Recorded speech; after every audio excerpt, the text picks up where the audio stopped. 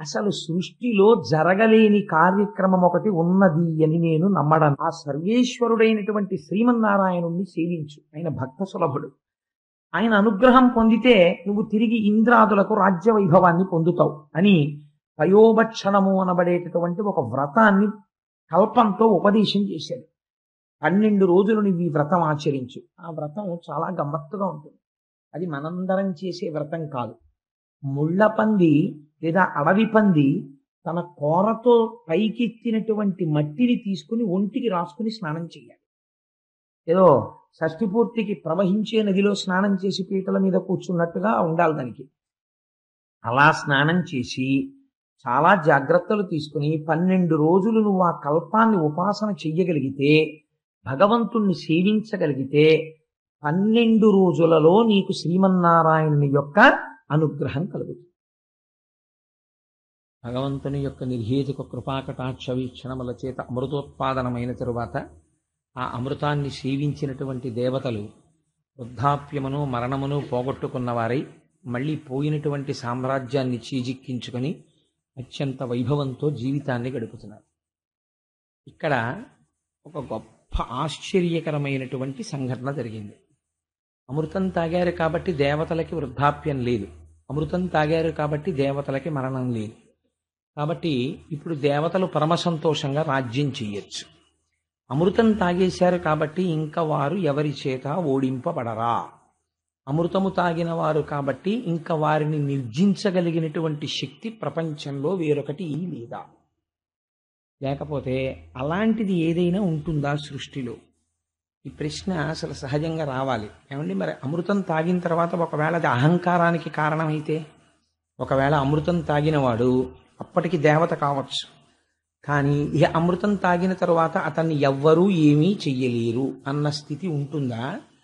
లేకపోతే అమృతం తాగిన వాళ్ళందరినీ కట్టగట్టి కూడా ఎవరైనా ఏమైనా చెయ్యగలరా ఇంతమంది అమృతం తాగిన? ఈ అనుమానం తీర్చడానికే కాలగమనంలో ఉత్థాన పతనాలు జరుగుతాయి. ఎంత ఆశ్చర్యకరమైన సంఘటన జరిగిందంటే, రాక్షసులకి నాయకత్వం వహించినటువంటి బలిచక్రవర్తి యుద్ధంలో ఓడిపోయాడు. ఓడిపోయి బెంగ పెట్టుకోలేదు. వెళ్ళి శుక్రాచార్యుల వారి పాదాలు పట్టుకున్నాడు. గురువుగారు, మహానుభావ, మాకందరికీ కూడా అమృతోత్పాదనంలో భాగం ఇచ్చారు. కష్టపడ్డాం, కానీ అమృతాన్ని సేవించలేకపోయాం. సరే, కారణాలు ఎన్నో ఉన్నాయి, గత 4 రోజులుగా వింటున్నాం. కానీ అమృతం తాగనంత మాత్రం చేత ఇంకా మేము శాశ్వతంగా ఎప్పుడూ దేవతల కన్నా అధికులం కాకుండా ఉండిపోవలసిందేనా? లేకపోతే అమృతం తాగిన వారిని కూడా ఓడించగలిగిన శక్తి మాకు మీ పాదముల నుండి వస్తుందని మేము నమ్ముతున్నాం. అందుకని మీరు మమ్మల్ని ఆ స్థితికి తీసుకువెళ్ళాలి. నేను పరిపూర్ణమైన విశ్వాసంతో మీ పాదములు పట్టి ప్రార్థన చేస్తున్నాను. ఇప్పుడు గురుశక్తి గొప్పదా, అమృతము గొప్పదా అంటే, శుక్రాచార్యుల వారు, ఇప్పుడు నేను నీతో ఒక యాగం చేయిస్తాను. దీన్ని విశ్వజిత్ యాగము అంటారు. యాగమునకు ఫలితం ఎవరివ్వాలండి? విష్ణువే ఇవ్వాలి. అమృతం ఎవరు తాగించారు? విష్ణువే తాగించారు. కాబట్టి ఇప్పుడు గురువు మాట నిజము ఎవరు తేల్చాలి? విష్ణువే తేల్చాలి. కాబట్టి ఇప్పుడు ఏమైంది? ఆ విశ్వజిత్ యాగం నడుస్తోంది. అది పరిపూర్ణం అయ్యేసరికి ఆ యాగగుండంలోంచి ఒక బంగారు రథము బయటికి వచ్చింది. దాని మీద ఒక బంగారు వస్త్రము కప్పబడి ఉంది. సింహము గుర్తుగా కలిగినటువంటి పతాకం ఒకటి ఎగురుతోంది. 2 అద్వితీయమైనటువంటి, ఎన్నడూ అందులో బాణములు అయిపోవడం అనేటటువంటి లేని అక్షయ బాణ తూణీరముల జంట ఒకటి వచ్చింది. ఒక గొప్ప ధనస్సు వచ్చింది.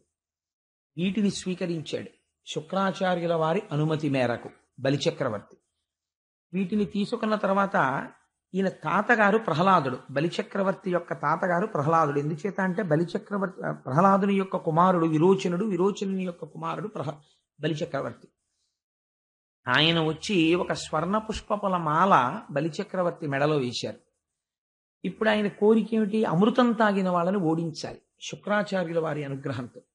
కాబట్టి ఇప్పుడు ఈ విశ్వజిత్ యాగం ఫలించింది. కాబట్టి వెంటనే మాల మెడలో వేసుకుని ఆ దివ్యమైన రథాన్ని ఎక్కి అమరావతి వైపుకి దండయాత్రకు వెళ్ళాడు. ఈ వార్త తెలుసుకున్నాడు ఇంద్రుడు. తెలుసుకుని, ఇప్పుడు నేను యుద్ధం చెయ్యగలనా? అవతలవాడు గురువుల అనుగ్రహంతో వస్తున్నాడు. నాకున్న శక్తి ఏమిటి? అమృతం తాగి ఉన్నాను. దేవతలందరూ అమృతం తాగి ఉన్నారు. ఢీ కొట్టగలనా అనుమానం వచ్చింది. విశ్వజిత్ యాగం చేయించట శుక్రాచార్యుడు. శుక్రాచార్యుడి శక్తిని తక్కువ అంచనా వేయడానికి వీల్లేదు. ఇది ఎందుకైనా మంచిది. ఈ విషయంలో మనకి జవాబు చెప్పగలిగిన వారెవరు? మన గురువు గారే. అందుకని బృహస్పతి గారి దగ్గరికి వెడదామని చెప్పి దేవతలందరూ కలిసి బృహస్పతి దగ్గరికి వెళ్ళారు.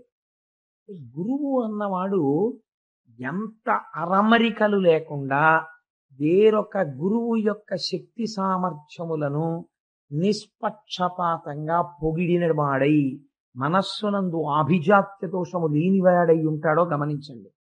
బృహస్పతి దగ్గరికి వెడితే మహానుభావుడు ఆ దేవతలను ఉద్దేశించి ఆయన అన్నాడు, ఇవాళ బలిచక్రవర్తికి శుక్రాచార్యుల వారి అనుగ్రహం పరిపూర్ణంగా ఉంది. గురువులకి ప్రణిపాతం చేసి, గురువులకి శరణాగతి చేసి, గురువుల వలన ఇంత శక్తి పొంది వచ్చినటువంటి బలిచక్రవర్తిని ఢీకొనడం నీ చేత కాదు, నువ్వు చెయ్యలేవు. కాబట్టి మనం ఆయనని ఇప్పుడు ఓడించగలిగిన వారు సృష్టిలో నాకు తెలిసి ఇద్దరే.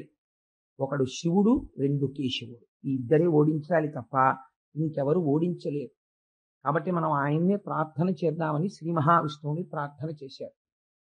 ఆయన ఒక చిత్రమైన మాట చెప్పారు. బృహస్పతి చెప్పినది యథార్థమే. ఏ గురువుల యొక్క అనుగ్రహంతో ఇవాళ బలిచక్రవర్తి ఈ స్థితిని పొందాడో ఇది బృహస్పతి చెప్పినటువంటి సత్యం. మళ్ళీ ఆ గురువుల అనుగ్రహానికే బలిచక్రవర్తి దూరం అవ్వాలి. అలా దూరం అయిన రోజున మీరు చిటికిన వేలుతో కొట్టగలరు. గురువుల అనుగ్రహం అంత స్థాయిలో బలిచక్రవర్తికి ఉండగా మీరు అమృతం తాగినా ఏమీ చేయలేరు. యుద్ధం చేయడం అనవసరం. కాబట్టి మీరు అమరావతిని విడిచిపెట్టి తలో దిక్కు వేషాలు మార్చుకుని పారిపోండి అన్నాడు. అమృతం రక్షించిందండి. దేని ముందు నిలబడలేకపోయింది అమృతం? గురువుల యొక్క అనుగ్రహం ముందు అమృతం నిలబడలేకపోయింది. కాబట్టి ఇప్పుడు ఎటు వెళ్ళిపోయారు దేవతలంటే తలో దిక్కు పట్టి వెళ్ళిపోయారు. వెళ్ళిపోతే బలిచక్రవర్తి అమరావతికి వచ్చి చూశాడు. ఒక్కరు లేరు ప్రతిఘటించడానికి. అసలు అలాంటి యుద్ధం ఉంటుందని ఊహించలేదు. ఎందుకని అంతకుముందు గొప్ప యుద్ధం జరిగింది. తీరా అమరావతికి వస్తే అసలు తనని ఎదిరించి పోరాడేటటువంటి ఒక్క యోధుడు అక్కడ లేడు. గొప్ప దివ్యమైనటువంటి అమరావతి పట్టణాన్ని చూశాడు. సునాయాసంగా తనదైపోయాడు. ఇంద్రసింహాసనం మీదకి కూర్చున్నాడు. ఇంక నుంచి యజ్ఞయాగాది క్రతువులు ఏవి చేసినా హవిస్సులు నాకివ్వండి. ఇక్కడ నుంచి ప్రారంభమవుతుంది అహంకారం మళ్ళీ. కాబట్టి హవిస్సులు నాకే, ఇంద్రాదులకు లేవు. ఎందుకనంటే వారందరూ మారువేషాలలో అరణ్యములు పట్టి పారిపోయారు అన్నాడు. సరే, బలిచక్రవర్తి యొక్క వైభవము కొనసాగుతోంది. ఆయన దాన ధర్మాలకి పెట్టింది పేరు. అటువంటి బలిచక్రవర్తి రాజ్యం చేస్తున్నాడు, ముల్లోకములను పరిపాలన చేస్తున్నాడు. కానీ రావణాసురుడు చేసిన ఆగడముల వంటి ఆగడములు చేసిన వాడు కాడు బలిచక్రవర్తి, మహాభక్తుడు. ఇటువంటి సమయంలో ఒక చిత్రమైన సంఘటన జరిగింది. కశ్యప ప్రజాపతికి ఇద్దరు భార్యలు. నేను ఇతపూర్వం మీకు విజ్ఞాపన చేశాను. ఒకరు అదితి, ఒకరు దితి. దితి అంటే ద్వైతాన్ని చూస్తుంది, అంటే ఎప్పుడు రెండు చూస్తుంది కాబట్టి దైత్యులు పుట్టారు. అదితి అంటే ఒక్కటే పదార్థాన్ని చూస్తుంది కాబట్టి దేవతలు పుట్టారు. అదితి కుమారులు ఇంద్రాదులు. ఈ ఇంద్రాదులు ఇవాళ రాజ్యాన్ని విడిచిపెట్టి, అమరావతిని విడిచిపెట్టి ఎక్కడో అరణ్యాలలోకి వెళ్ళిపోయారు. ఆవిడ ఈ బాధ భరించలేకపోయింది. భరించలేక ఒకనాడు తన భర్త అయినటువంటి కశ్యప ప్రజాపతికి చెప్పింది. స్త్రీకి యథార్థంగా చాలా గొప్ప ధర్మం ఏమిటో తెలుసా అండి? కష్టం వచ్చినా సుఖం వచ్చినా ముందు తన భర్తకి చెప్పి భర్తతో మాట్లాడాలి. ఈ ధర్మం పాటించాలి. కాబట్టి అదితికి చాలా గొప్ప శాస్త్రం తెలుసు. ఆవిడ భగవదారాధనం చేయలేదు. ఆవిడ కశ్యప ప్రజాపతిని అడిగింది. చాలా దిగులు ముఖంతో ఉంటే కశ్యప ప్రజాపతి అడిగిన మాటలు చూస్తే ఆశ్చర్యకరంగా ఉంటాయి. మనకు భాగవతంలో ఆయన భార్యని అడిగారు, నువ్వు గృహస్థాశ్రమంలో ఉన్నావు కదా, ఇంటికి ఇల్లాలివి కదా, ఇవాళ నువ్వు ఎందుకు చిన్నబుచ్చుకుని ఉన్నావు?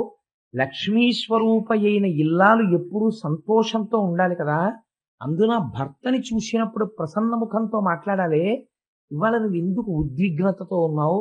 ఇంటికి వచ్చిన అతిథులకి ఏమీ లేదని ఏమైనా చెప్పి పంపించడం అన్న సంఘటన ఏమైనా జరిగిందా?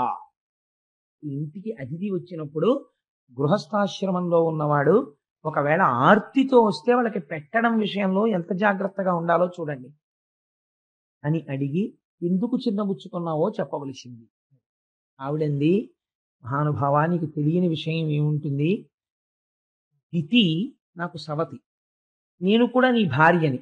నా పిల్లలైనటువంటి దేవేంద్రాదులను దితి యొక్క కుమారులైనటువంటి బలిచక్రవర్తి మొదలైన వాళ్ళు సింహాసన భ్రష్టులను చేసి అరణ్యములకు పారత్రులే. ఇవాళ యజ్ఞయాగాది క్రతువులు జరిగితే హవిస్సులో భాగం కూడా ఇంద్రుడికి లేదు. అంతటి ఇంద్రుడు రాజ్యభ్రష్టుడై వెళ్ళిపోతే వేరు.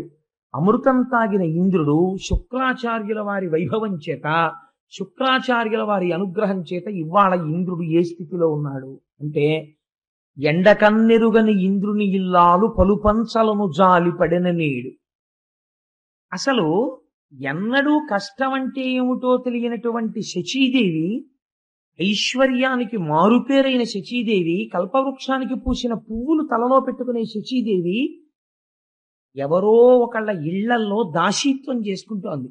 ఎండకన్నెరుగని ఇంద్రుని ఇల్లాలు పలుపంచలను జాలిపడెను నేడు, త్రిభువన సామ్రాజ్య విభవమ్ము కోల్పోయి దేవేంద్రుడు అడవుల తిరిగే నేడు, అమరులకు ఆధారమవు అమరావతి అసురుల కాటపట్టయ్య నేడు, యాగభాగమెల్ల అతడాహరించును కడకి దేవతలకొక్క కడియ నీడు, బలి జగములనెల్ల బలియుచునున్నాడు వాని అనప ఇంద్రునకు అసాధ్యంబు అగును. ఇవాళ ఇంద్రుడి యొక్క పరిస్థితి ఏమిటంటే అరణ్యములు పట్టి పారిపోయాడు. ఇంద్రుని కుమారులైనటువంటి జయంతుడు మొదలైనటువంటి వారు శబరార్భకుల వెంట తిరిగేనేడు. ఎక్కడో అరణ్యంలో తిరిగేటటువంటి బోయజాతికి చెందినటువంటి పిల్లలతో కలిసి ఆడుకుంటున్నారు గుర్తుపట్టలేని విధంగా. అందుకని అమరులకు ఆధారమవు అమరావతి అసురుల కాటపట్టయ్యనేడు. అమరులందరూ కూడా ఉండవలసినటువంటి అమరావతి ఇవాళ రాక్షసులకి చీచిక్కింది. బలి జగములనెల్ల బలియుచునున్నాడు వాని గెలువరాదు వాసవనకు. ఇవాళ ఇంద్రుడు బలిచక్రవర్తిని గెలవలేకపోతున్నాడు. యాగభాగమెల్ల అతడు ఆహరించును కడకి దేవతలకొక్క కడియ నీడు. యాగభాగం అంతా బలిచక్రవర్తి తింటున్నాడు, ఇంద్రాదులకి ఒక పిడచ కూడా పెట్టట్లేదు. ఇలాంటి స్థితిలో మళ్ళీ నా కుమారులకు తిరిగి వైభవమును ప్రకాశింపచెయ్యి. వారు నీ పిల్లలే, వీరు నీ పిల్లలే, వారికి ఉండవలసిన రాజ్యం వారికి ఇప్పించు, వీరి రాజ్యం వీరిని పరిపాలించుకోమని పెద్దవాడివి కాబట్టి, తండ్రివి కాబట్టి నువ్వు చెప్పు. కశ్యప ప్రజాపతి అంటే ఎంతటి బ్రహ్మజ్ఞానం చూడండి. ఆయన నవ్వు నవ్వి అన్నారు, అదితి ఈ భార్యలేమిటి, కొడుకులేమిటి, రాజ్యాలేమిటి, సింహాసనాలేమిటి, గొడవలేమిటి, ఒకడినొకడు సింహాసనం నుంచి భ్రష్టుణ్ణి చేసుకోవడం ఏమిటి, ఇదంతా చాలా అయోమయంగా ఉంది. ఈ సంబంధాలకు శాశ్వతత్వం ఒక సత్యము ఉన్నాయని నువ్వు అనుకుంటున్నావా? నేను అలా అనుకోవట్లేదు. ఉన్నది బ్రహ్మం ఒక్కటే అని నేను అనుకుంటున్నాను. నువ్వు విష్ణుమాయనందు బాగా పడ్డావు అదితి. నీకందుకని ఇవాళ నీ బిడ్డలు దితి బిడ్డలు అని రెండుగా కనపడుతున్నారు. ఒకరికి ఐశ్వర్యం పోయింది, ఒకరికి ఐశ్వర్యం ఉంది అని బాధపడుతున్నావు. నేను ఒక్క మాట చెప్పనా, ఈ ప్రపంచంలో కష్టంలో ఉన్నవాణ్ణి రక్షించగలిగిన వాడు ఈశ్వరుడు ఒక్కడే తప్ప నన్ను అడుగుతా ఏమిటి రక్షించమని.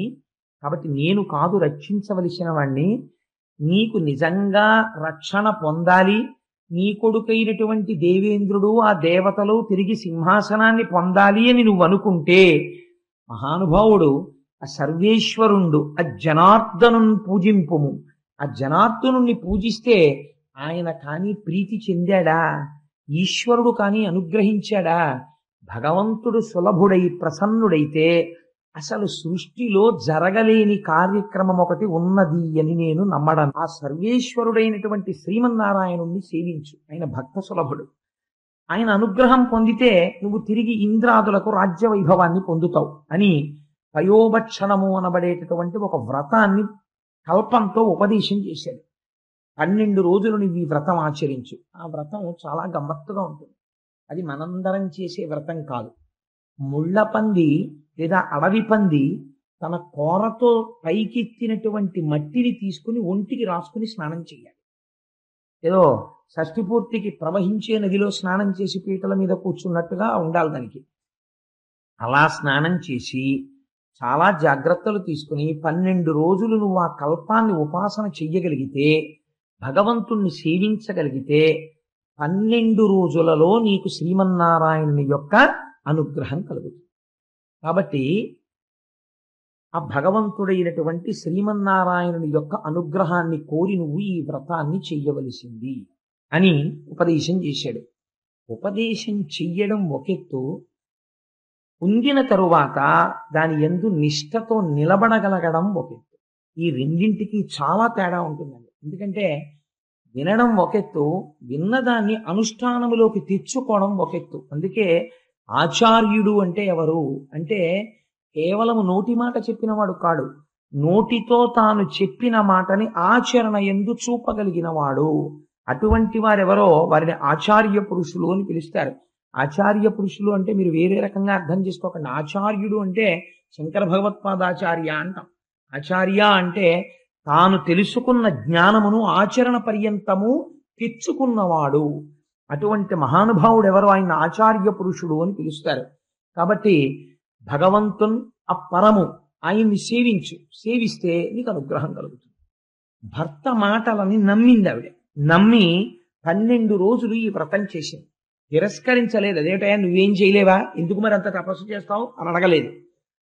తపస్సు చేస్తే 12 రోజుల పాటు కల్పోక్తంగా వ్రతం చేస్తే భగవానుడు శ్రీమన్నారాయణుడు ఎదురుగుండా ప్రత్యక్షమయ్యాడు. ఈత నిజంగా ఆవిడ ఎందుకోసం చేస్తోందండి, ఆయన కనబడితే వరాలు అడుగుదామని.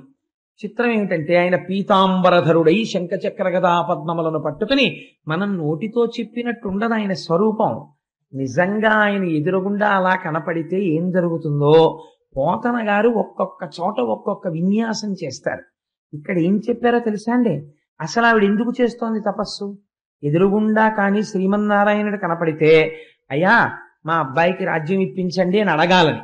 ఆవిడ తీరా శ్రీమన్నారాయణుడు ఎదురుగుండా కనబడితే అదితి చేసిన పని ఏమిటో తెలుసా అండి, చూపుల శ్రీపతి రూపము నాపోవక త్రావి త్రావి హర్షోద్ధతయై వపుచ్చి మందమధురాలాపంబుల పొగడన దితి లక్ష్మీనాథున్. పూజ అంటే అది, దానికి పూజ అని పేరు. పెద్ద కంఠమేసుకు చేసింది పూజ కాదు. పూజ చేస్తూ ఉండగా మైమరిచిపోయి ఆ తరువాత విషయం ఏమిటో జ్ఞాపకానికి రాక, ఉపచారం గుర్తురాక మౌనంలోకి వెళ్ళిపోయి కళ్ళు మూతలు పడిపోయి కన్నులంబట నీరు కారుతుండగా గాద్గదికమైన కంఠంతో ఇక్కడ దర్శనంతో నిలబడిపోయిన స్థితి ఎక్కడుందో అక్కడ పూజ జరిగినది. కాబట్టి ఇప్పుడు ఆవిడ ఏం చేసింది, చూపుల శ్రీపతి రూపము నాపోవక త్రావి త్రావి. మనం ఈ మాట చాలా గమ్మత్తైన పద్యం తెలుగు సాహిత్యంలో. ఎందుకంటే మీరు ఎప్పుడైనా నాకు గ్లాసులో పాలు పట్టుకొచ్చి ఇచ్చారనుకోండి, తాగండి అన్నారు అనుకోండి, సాధారణంగా ఏం చేయాలి, నోటితోనే తాగుతుందని. బాగా ఆర్తితో తాగేస్తున్నాడు అనుకోండి, ఏమంటాం, జుర్రుకు తాగేస్తున్నాడండి అంటాం. అంతే తప్ప చాలా బాగుందండి కళ్ళతో తాగేస్తున్నాడు కుదురుతుంది? అది కళ్ళతో తాగుతాడా ఎవడైనా ప్రపంచంలో? కళ్ళతో ఎవడో తాగడు, నోటితో తాగుతాడు. మరి ఒక ఇంద్రియం చెయ్యవలసిన పని ఇంకో ఇంద్రియం చెయ్యడం ఏమిటి అంటే ఆయన దర్శనం అటువంటిది. ఆయన్ని చూడగానే కళ్ళతో జుర్రుకు తాగేసింది ఆవిడ. అంటే ఇప్పుడు ఇక్కడ చూసిన రూపం ఎక్కడికెళ్ళి నిలబడుతోంది, ఇక్కడికెళ్ళి నిలబడుతోంది. ఇక్కడ జుర్రుకున్న పదార్థం ఇక్కడికెళ్ళి ఏమవుతోంది, శక్తి అవుతోంది. ఇక్కడ జుర్రుకున్న పదార్థం ఇక్కడికెళ్ళి ఏమవ్వాలి, రూపముగా నిలబడి ఉపాసన బలంగా మారాలి, తపస్సుగా. ఇది చేస్తోంది అదితి. అందుకని చూపుల శ్రీపతి రూపము నాపోవక త్రావి త్రావి హర్షోక్తతయై వాపుచ్చి మందమధురాలాపంబుల పొగడన దితి లక్ష్మీనాథున్. గట్టిగా కంఠం రాక ఏం మాట్లాడుతోందో కూడా వినపడకుండా ఏదో గొణుక్కుంటున్నట్టు అలా చూస్తూ ఉండిపోయి, అయ్య బాబోయ్ ఆ కౌస్తుభం ఏంటి, ఆ ముఖం ఏంటి, ఆ ఊర్ధపుండ్రాలు ఏంటి, ఆ కిరీటం ఏంటని ఏదో గొణుకుతోందంతే. ఆ స్తోత్రం ఎవరికి వినపడాలి అంటే అంతటా నిండి నిబిడీకృతమైన వాడెవడో వాడికి ఒకడికే వినపడాలి ఆ స్తోత్రం. ఆఖరణ అడిగాడు ఆయన, నువ్వు ఎందుకు చేశావు ఈ పూజ అడిగితే ఆవిడంది, స్వామి నా కొడుకైనటువంటి దేవేంద్రుడు రాజ్యభ్రష్టుడయ్యాడు, బలిచక్రవర్తి రాజ్యాన్ని అపహరించాడు, నా కొడుక్కి రాజ్యం ఇయ్యి. అంటే ఇప్పుడు ఏం చెయ్యాలండి భగవంతుడు? అసలు ఊరికి తీర్చేటప్పుడు ఏం చేయాలి, తథాస్తు నీ కొడుక్కి రాజ్యం ఇప్పిస్తాను అనాలి. ఆయన అలా అనలేదు, వచ్చిన గొడవ. ఆయన అన్నారు, నీ కోడండ్రును నీ కుమారవరులు నీనాథుడు నీవున్ సంశ్లోకింపన్ సుతులున్ పతుల్ సమ్మోదింప రాత్రించరుల్ శోకింపన్ భవదీయ గర్భమున తేజోమూర్తి జన్మించదన్ నాకున్ వెడుక పుట్టు నీ సుతుడనై నర్తించి వర్తింపగా. ఈశ్వరుడు లొంగిపోయాడంతే అదితికి. ఎంత లొంగాడో తెలుసా అండి, అమ్మా, నీ కోడండ్రును, నీ కుమారవరులు, నీ కొడుకు ఇంద్రుడు, నీ కోడలు శచీదేవి బాధపడుతోందంటున్నావు కదా, వాళ్ళు సంతోషించేటట్టు, నీనాథుడు భర్త మాట నమ్మకంతో విన్నావు కదా, నీ భర్త పొంగిపోయేటట్టు, నీవు సంతోషించేటట్టు నేను తప్పకుండా నువ్వు అడిగిన పని చేస్తాను. కానీ అమ్మా, నాకు ఓ కోరిక ఉంది.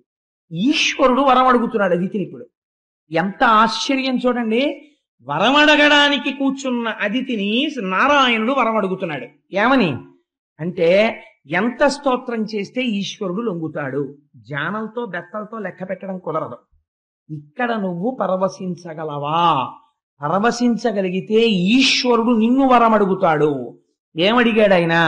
అమ్మా, నాకున్ వేడుక పుట్టు, నీ సుతుడనై నర్తించి వర్తింపగాన్. అమ్మ, నీ కొడుకని అనిపించుకోవాలనుందమ్మా, నీ గర్భవాసం చెయ్యాలనిపిస్తోంది, నీ ఒళ్ళో పడుకోవాలనిపిస్తోంది, నువ్వు పెట్టిన గోరుముద్ద తినాలనిపిస్తోంది. అమ్మా, నీ కొడుకుగా పుడతాను, నన్ను నువ్వు ముద్దుతో ప్రేమతో పెంచుతావా అని అడిగితే తెల్లబోయి అదితంది, ఇంతకన్నా భాగ్యమా స్వామి? తప్పకుండా. అంటే ఆయన ఏం చెప్పాడో తెలుసా అండి? నీ భర్తని ఇదే రూపంగా నువ్వు యుద్ధపూర్వం ఎంత భక్తితో ఉన్నావో అలా నీ భర్తని సేవించు. నేను నీ భర్తలోకి ప్రవేశించి ఆయన తేజస్సుగా నీలోకి వస్తాను. ఎంత యథాపూర్వకంగా పుట్టాడో చూడండి. ఆమె గర్భమునందు ప్రవేశిస్తే చతుర్ముఖ బ్రహ్మగారు గర్భస్థమైన శ్రీమన్నారాయణుండి స్తోత్రం చేశారు. ఇప్పుడు అదితి గర్భము గర్భాలయమైనది. ఈ స్త్రీ జాతికి ఈ దేశంలో ఉన్న గొప్పతనం గర్భాలయం అక్కడ ఉండడం కాదు. ఏమో, అందుకే రుక్మిణీ కళ్యాణానికి ఎన్ని వేల మంది ఆడపిల్లలు వచ్చినా రుక్మిణీ కళ్యాణానికి ఒక గొప్ప ఉంది. ఏమిటో తెలుసా అండి? మీరేం చేయగలరు? ఆడపిల్లకి ఒక వరుణ్ణి చూడగలరు అంతే. కానీ ఆ పిల్ల గత జన్మలలో చేసుకున్న కర్మ వెంట తరిమితే 3 రకాలుగా వేధిస్తుంది ఆడపిల్లని. 1, సరి అయిన భర్త రాడు, పొరపాటు జరుగుతుంది. 2, వివాహం నాటికి సరి అయిన వాడిగా ఉన్న భర్త దుర్మార్గుడు కావచ్చు తదనంతరము.